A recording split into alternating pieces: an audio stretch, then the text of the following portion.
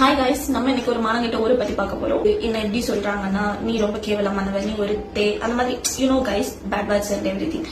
ஆனா அந்த ஒழுக்கமானவங்க எப்படி ஒழுக்கமா இருக்காங்க நான் சொல்லவா? அண்ட் அந்த ஒழுக்கமா இருக்கணுங்கிற ரூல்ஸ் போடுறவங்களும் எவ்வளவு ஒழுக்கமா இருக்காங்க நான் சொல்றேன். ஓகே, மலைங்கள்லாம் இருக்கும்ல, ஹில்ஸ் பக்கத்துல நிறைய ரிவர்ஸ் வரும். Most of the people, I'm not pointing like எல்லாரும் அப்படிதான் சொல்ல, பீப்புள் அதே அந்த தண்ணி வர டைம்ல எல்லாம் போயிட்டு குளிக்க போறேன்னு சொல்லிட்டு புர்காவை கட்டி வச்சுட்டு சேலையை கட்டிட்டு, இல்லைன்னா அதுக்கும் மேல போடணும்னா நிறைய பேர் பாவடையை கட்டிட்டு குளிப்பாங்க. ஹிஜாப்ஸ் எல்லாம் போட மாட்டாங்க, அதெல்லாம் தப்பு இல்ல. ஓகேவா? அப்புறம் குழந்தைக்கு சாப்பாடு விட்டுறேன் அப்படின்னு சொல்லிட்டு புர்கா போட மாட்டாங்க, ஷால் போட மாட்டாங்க, சாரி ஆறு நைட்டில வந்துட்டு ரோட்ல நடந்து திரிஞ்சு குழந்தைக்கு லைக் விளையாட்டு கட்டி சாப்பாடு எல்லாம் ஊட்டுவாங்க. அது தப்பு கிடையாது. அப்புறம் வீட்டு வாசல்ல குமல்ஸ், லேடிஸ் குமல்ஸ்னு வச்சுக்கலாம். லேடி குமல்ஸ் எல்லாம் நிறைய இருக்கும். நிறைய பேர் நீங்க தெருவுல நடந்து போனாலே நிறைய பாக்கலாம். நிறைய வீட்டு வாசல்ல லைக் இடுப்பு கொஞ்சோண்டு தெரியற மாதிரி சேலை கட்டிட்டு நல்லா எல்லாரும் பாக்குற மாதிரி உட்கார்ந்து இருப்பாங்க. புர்கா போட மாட்டாங்க, ஷால் போட மாட்டாங்க. உட்காந்து என்ன நாட்டு வளர்ச்சிக்காக பேசுவாங்கன்னு நினைக்கிறீங்களா? அவங்க வளர்ச்சி எப்படி தெரியுமா? அக்கம் பக்கத்துல என்ன நடக்குது, இவளை இழுத்துட்டு ஓடிட்டான், அதெல்லாம் தப்பு கிடையாதுங்க. அப்புறம் பொண்டாட்டிய வீட்டுல வச்சுட்டு இவன் புருஷன்காரன் என்ன பண்ணுவானா, இன்னொருத்திட்ட போன் பேசிட்டு இருப்பான். அந்த இன்னொருத்தி யாருன்னா புருஷன்காரன் ஃபாரின் அனுப்பிட்டு அவன் இவங்களோட போன் பேசிட்டு இருப்பான். ஆக மொத்தத்துல எல்லாருக்கும் எல்லாம் தெரியும். ஈவன் அந்த பொண்டாட்டிக்கும் தெரியும், இவன் இப்படிதான் பண்றான், இப்படிதான் ஆளை வச்சிட்டு இருக்கான், பேசுறான், எல்லாம் தெரியும். they will accept. அதெல்லாம் தப்பு இல்ல, அதெல்லாம் மானம் போகாது. I heard something like என்னோட பிக்ஸ் அசிங்கமா எடிட் பண்ணாங்க, அதனால அவனுக்கு மன கஷ்டமா இருக்கு. I have one question. அந்த பிக்ஸ் எல்லாம் நீங்க எப்படி பாக்குறீங்க? நீங்க அப்போ அதை இந்த மாதிரி வஹிதாவை இப்படி எடிட் பண்ணதை காட்டுங்க அப்படின்னு சர்ச் பண்ணி நீ தேடுறியா, இல்ல அந்த மாதிரி எடிட்ஸ் இருக்கிற பிக்ஸை காட்டுன்னு நீ தேடுறியா? தேடிட்டு அப்படியே உத்தம மாதிரி இங்க ஐயோ இந்த பொண்ணை இப்படிலாம் எடிட் பண்றாங்களே, இன்னும் அந்த பொண்ணை இப்படியே பண்ணிட்டு இருக்கேன், ஏன் அதெல்லாம் விட்டு வெளியே வராதா? உனக்கு தேவையாது. டேய், தப்பு எங்க இருக்கும் அங்க போகணும், அதை விட்டுட்டு என்கிட்ட என் ஃபேமிலி கிட்ட அண்ட் ஏதோ ஒரு கிழக்கு லூஸ் இந்த சனி என்ன சொல்லிச்சான், இதெல்லாம் தப்பு இல்ல, ஏன்னா குழந்தைங்களுக்கு கூல் வித்த கிழக்கு லூஸ் அது. மெயினா அந்த ஃபாரின்ல இருக்கிற பீஸுங்க எல்லாம் இருக்குது தெரியுமா, அப்படியே வந்துருவானுங்க. அவனுங்க தான் வானத்துல இருந்து குச்சிருக்கானுங்க, உலகத்துல இருக்கிற எல்லா ரூல்ஸையும் அவனுங்க தான் எழுதுற மாதிரி வந்துருவானுங்க. அவனுங்க பொண்டாட்டி இங்க விட்டுருவானுங்க, அப்படியே ஒரு 30-40 வருஷத்துக்கு இங்க வீட்டை கட்டிடுவானுங்க, பணம் சம்பாதிச்சு கொடுத்துருவானுங்க, குழந்தையும் பெத்து போட்டுருவானுங்க. பெத்து போட்டு நீ வள அப்படின்னு சொல்லிட்டு பொண்டாட்டி கூட வாழவே மாட்டானுங்க, லவ்வே பண்ண மாட்டானுங்க. இங்க இருந்துட்டு ஃபாரின் போயிட்டு அங்க எவ்வளவு வச்சுக்கிறது இல்ல, ஃபாரின்ல இருந்துட்டு இங்க இருக்கிற எவன் மேலேயாவது கண்ணை வச்சுட்டு அவங்கிட்ட பேசுறது. கடைசியில ஒரு 30 வருஷம் 40 வருஷம் தாண்டினதுக்கு அப்புறம் நீ இப்படி என் குழந்தைங்களை வளர்த்துட்டே பாத்துக்கோ, நம்மகிட்ட இன்னொரு கல்யாணம் பண்ணிக்கிறேன்னு வெக்கமே இல்லாம பேசுவாங்க. அதெல்லாம் தப்பு இல்ல. அப்புறம் இன்னும் என்னவோ சொல்லுவீங்களே, உன்னை பார்த்து நிறைய பொண்ணுங்க கெட்டு போயிடுவாங்க. அந்த ஊர்ல வளர்ற நிறைய குழந்தைங்க பூனைக்குட்டி எல்லாம் பார்த்தா கல்லால எடுத்து அடிச்சு கொள்ளுவானுங்க. அந்த அளவுக்கு வெறித்தனமான மனுஷங்களை வளர்க்கிற ஒரே இடம் எனக்கு தெரிஞ்ச வரை அதுதான். நானே ஒரு இடத்துல நிறைய பேருக்கு சாப்பாடு வாங்கி கொடுக்க போயிருந்தேன்.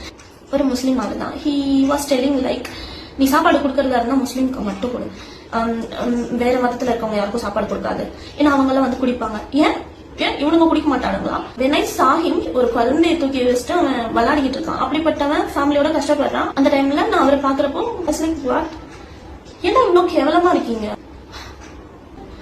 மதர்சா ஓதுவானுங்க, அசத்துன்னு, ஆனா 11th ஸ்டாண்டர்ட் படிக்கிற பொண்ணெல்லாம் கல்யாணம் பண்ணிப்பானுங்க.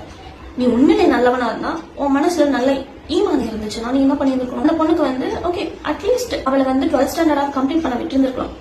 படிக்கிற 11th ஸ்டாண்டர்ட் பொண்ணு கல்யாணம் பண்ற தப்பு இல்ல, இது தப்பு.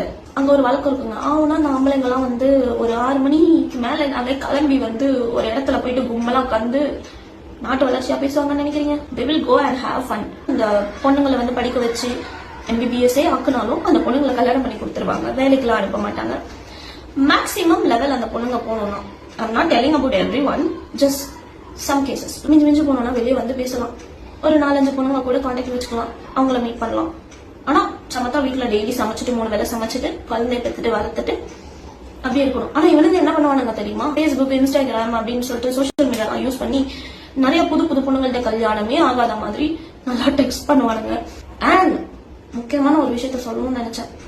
பாய்ஸ், டீன் பாய்ஸ் எல்லாம் டே நீ லவ் பண்றியா, தாராளமா போய் லவ் பண்ணு, அதெல்லாம் நாங்க தலையிட மாட்டோம். ஆனா கல்யாணம் மட்டும் நீங்க குடும்பத்துக்குள்ளதான் பண்ணிக்கணும்.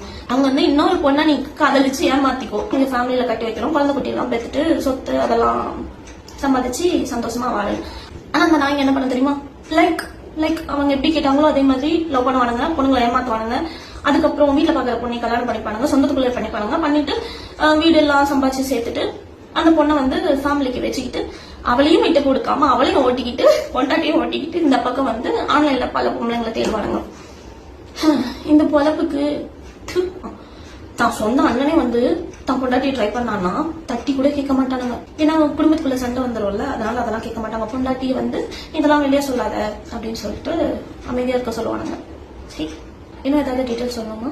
நோ ஆஃபென்ஸ் கேர்ள்ஸ், லைவா இந்த பசங்களை மட்டும் கிடையாது, பொண்ணுங்களே அப்படிதான். பொண்ணுங்க வந்து லவ் எல்லாம் பண்ணும், ஒரு பையன் கூட பேசும், போய் சுத்தும், ஊர் சுத்தும், என்னென்னவோ பண்ணுங்க, அதெல்லாம் நடக்கும். போட்டோ எல்லாம் எடுத்துப்பாங்க. இதுல எல்லாமே ஃபேமிலிக்கு தெரியும். கடைசியில் என்ன பண்ணுவாங்க தெரியுமா? அந்த பையனை அந்த பொண்ணையும் பிரிச்சுட்டு வந்து வேற ஒரு ஃபேமிலியில பார்த்து கட்டி வச்சிருவாங்க. இந்த பொண்ணுங்களும் வாழும். வாட் உத்தமன்னு எவனும் கிடையாது. அப்படி உத்தமன்னு சொல்றவனுக்கு இங்க வேலையும் இருக்காது.